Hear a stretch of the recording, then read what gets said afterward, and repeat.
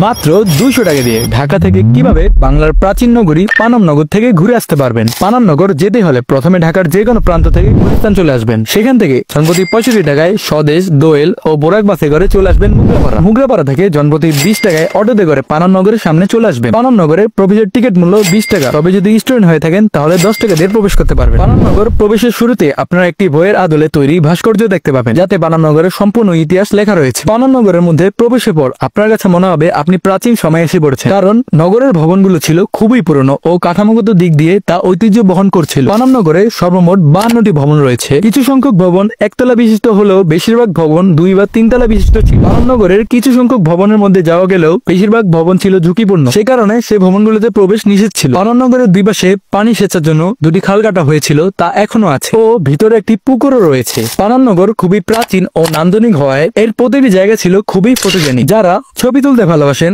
বিশেষ করে আপুরা যারা ছবিকে আরো নান্দনিক ও ফুটিয়ে তুলতে চান, তারা চলে ড্রেস স্টুডিও পেজ থেকে ঘুরে আসতে পারে। এখানে রয়েছে অথেন্টিক ইন্ডিয়ান, পাকিস্তানি ও বাংলাদেশি বেস্ট কোয়ালিটি 3 পিস, যা আপনার ছবিকে আরো নান্দনিক ও ফুটিয়ে তুলবে। এছাড়া এই গরমে ট্রাভেলের জন্য ড্রেস স্টুডিও 3 পিস আপুদের জন্য গুড অপশন হতে পারে। ড্রেস স্টুডিওর ইনবক্সে এলএস লেখে মেনশন করলেই ডিসকাউন্ট পেয়ে যাবেন। পেজ লিংক থাকবে ভিডিওর কমেন্ট ও ডিসক্রিপশন বক্সে। পানামনগর ঘোরা শেষ হলে পুনরায় 20 টাকা দিয়ে মুগরাপাড়া চলে আসবেন। মুগরাপাড়া থেকে পুনরায় জনপ্রতি 65 টাকা দিয়ে চলে আসবেন গুলিস্তান। আর এভাবে মাত্র 200 টাকা দিয়ে ঢাকা থেকে পানামনগর ঘুরে আসতে পারবেন।